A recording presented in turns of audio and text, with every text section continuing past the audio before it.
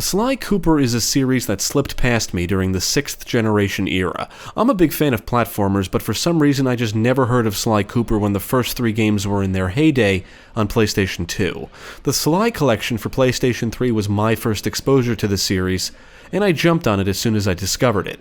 After I got it, I beat the first game, but did not jump into the sequels for some reason. I don't remember why, because I do remember enjoying the first one, so I figured now is a good time to revisit the series. Developed by Sucker Punch Productions and published by Sony Computer Entertainment, Sly Cooper and the Thievius Raccoonus was released for PlayStation 2 in September 2002.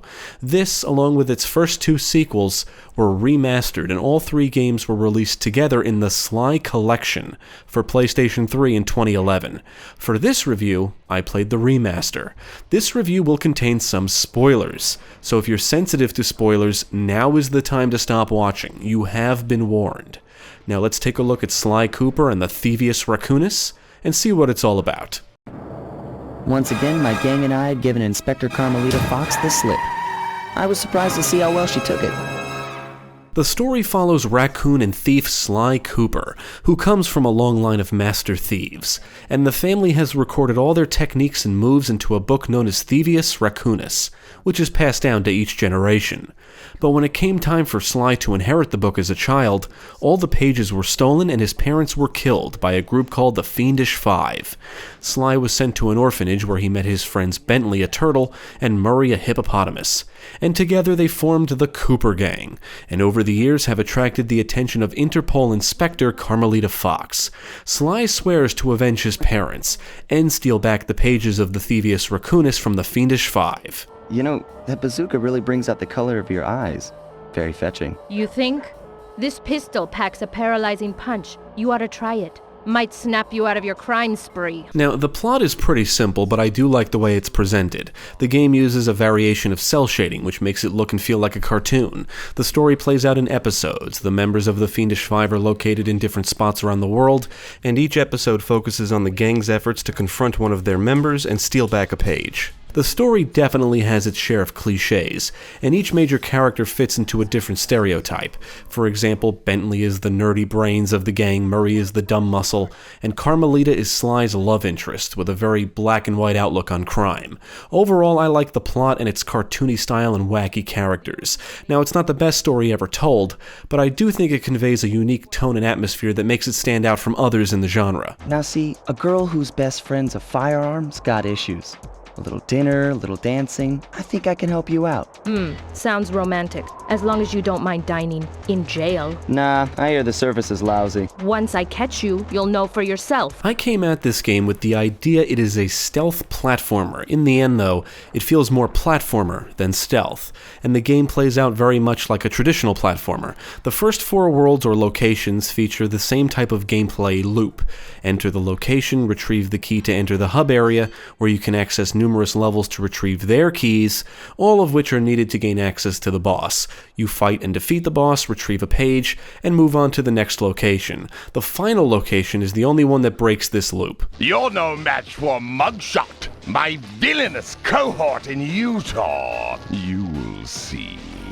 As a platformer, Sly Cooper is a pretty straightforward but fun time, and the mechanics work well. If this was designed to feature a blend of platforming and stealth, it's the stealth that's the weakest part, and for a variety of reasons. For one thing, every level is linear, and the only punishment for getting spotted is being attacked by enemies or more dangerous hazards until you destroy the alarm.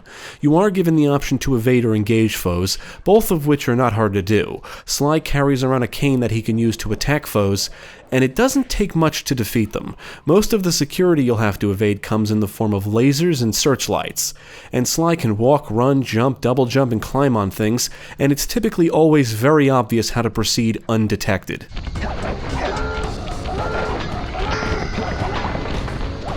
I think the game's biggest problem is that it's too easy. That's not to say I never died, but evasion is usually not very difficult, and enemies don't pose much of a threat. Many of them carry flashlights, and if they spot you, they will attack.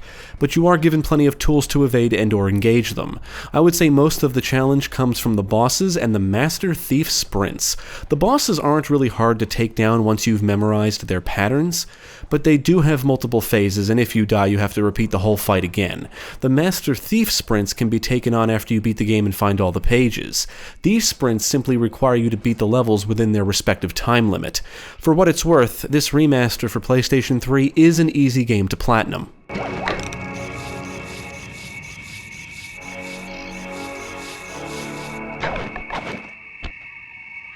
Now, I really do think the linearity holds the game back in terms of both platforming and stealth. There are things to find and collect in the environments, but you don't really have to go out of your way to find them, because they can all be found along the linear path, so you can easily find everything as you go. I honestly feel the gameplay would have benefited from more open-ended level design. As a platformer, the linearity ensures there's no reason to explore or figure things out on your own. Everything is basically obvious, which is also the case for stealth, because there's typically one way to get past foes and security undetected. Not that it's usually a big deal if you are detected.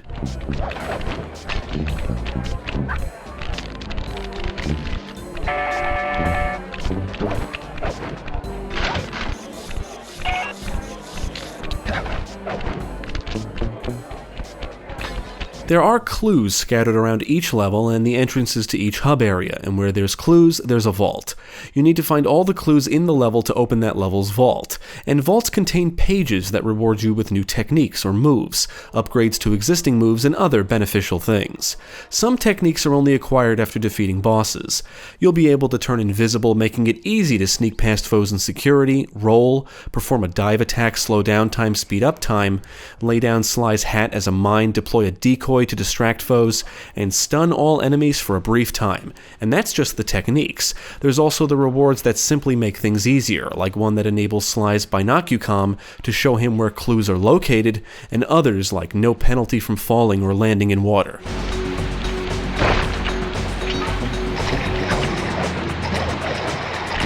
All the vault rewards are certainly cool and the techniques are fun to use and experiment with, but I can't say any of them ever feel necessary for survival or to make progress. Some levels feature a segment designed in a way to teach you how a specific technique works, and if that's the case, the game or Bentley will let you know. You don't need techniques or moves to gain access to areas in previous levels. You can collect every clue and open every vault -1 as you progress. Only one vault requires you to come back to the level later. As I mentioned earlier, the game is very straightforward. Now don't get me wrong, the gameplay does prove to be fun overall, but it just doesn't put up much resistance or encourage much exploration. Also, the episodes are presented in a way that makes it seem like the gang is pulling off heists. But I cannot say the gameplay is designed to make it feel that way. I guess the idea is that each level is like a job, and you're navigating or sneaking around the locations and stealing keys and pages from the vaults. But that doesn't necessarily make them feel like heists, at least to me, although by definition I suppose they are. Regardless, it all feels like typical platformer design: collect items to progress, learn new moves, and then defeat the boss, rinse and repeat. The Cooper gang operates out of a hideout and travels by van. The hideout is where you can travel to any already unlocked locations and view unlocked cutscenes. The game will take you to Paris, Wales, Utah, Haiti, China, and Russia, and each location does look and feel distinct. You'll get to navigate around a casino, temples, swamp, volcano, and run and jump across rooftops among other areas. Each level will feature plenty of obstacles, platforming, things to climb, things to swing from, things to break, and enemies patrolling around. You'll encounter dogs with machine guns, ghosts, walruses, and gorillas with swords, among other wacky and anthropomorphic foes. In addition to clues are other pickups that can be found in the environments, including coins, lucky charms, and extra lives.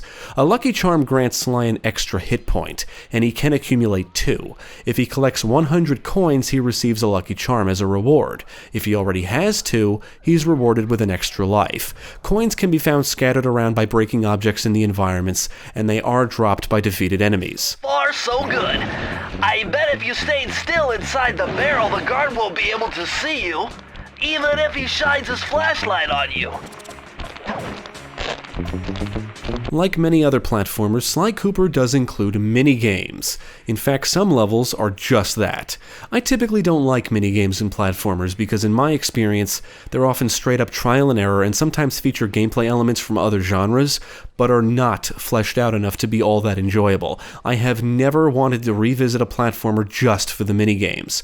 I would always prefer traditional levels in their place. For the most part, I feel the same way about the minigames in Sly Cooper. There's racing, racing, there are some dual-stick shooter sequences, a couple levels let you drive vehicles and shoot things, a few require you to use guns to cover friendly NPCs, you'll man a turret and shoot enemies and hazards in an on-rails sequence, and one boss battle is basically a rhythm minigame. Some of these are definitely more enjoyable than others, but I cannot say any of them are super frustrating or tedious, thankfully. However, I can tell you I would not replay Sly Cooper just for the racing, or shooting, or rhythm dodging, or to kill a set amount of chickens within a time limit. Unfortunately, the final location is made up of minigames with only brief platforming segments, which I feel is disappointing. However, the final boss battle does let you fly around and shoot with a jetpack, which is pretty cool.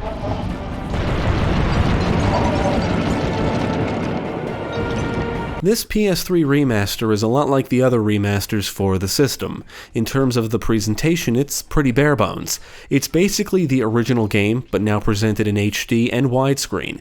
In general, the presentation is colorful. I love the variation of cel shading used. The character models look good, and the environments are varied and detailed. Now, I have never played the PS2 original, but from what the internet tells me, much of the music in the game has been remixed and in some cases changed. From what I heard in this remaster, the soundtrack is pretty good, with many catchy beats and more intense tunes that kick in whenever Sly is detected. The sound effects are pretty good overall. The whacks heard when Sly's cane makes contact with enemies sound satisfying, and I do enjoy the little tune heard whenever Sly takes a step. It adds to the cartoony style. On the technical side, the frame rate does noticeably dip when there's a lot of action on screen, but other than that, I encountered no problems.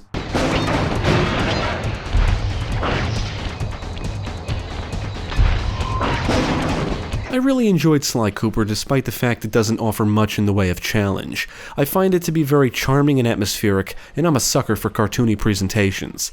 Now, I'm guessing this game was designed to appeal to a very wide audience, which is why it leans into the easy territory. As expected, I could do without the minigames, although I didn't find any of the ones here to be too annoying, and I feel the final location is a bit disappointing due to the lack of traditional platforming. But on the plus side, the mechanics work well, and the game is easy to pick up and play. The stealth may be very basic, but it can be cool and fun sneaking past foes or through security undetected, even if it isn't very difficult to do so. I think this game does show potential for excellent stealth platforming gameplay. Like, the idea and concept for something very cool is present. It's just not executed very well here. It's not fully realized. From what I understand, the sequels expand upon the stealth elements among other things, but I haven't played them as of this review, so I can't really confirm. Ultimately, Sly Cooper is a fun and easy platformer with some stealth elements, and it's held back by its linearity.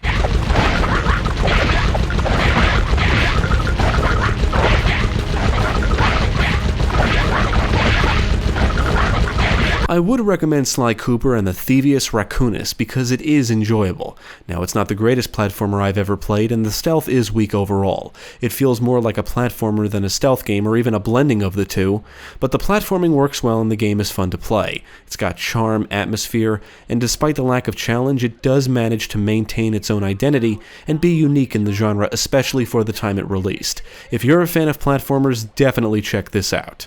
I knew I was about to face the toughest test of my life. On this mission, I would either become a master thief like my ancestors before me, or fail and allow my family name to bite the dust. Thank you for watching. If you enjoyed this video, check out the rest of our channel, follow us at the links below, and you can also support us on Patreon. If you're interested in more gaming content, check out our friends over at Gamecast.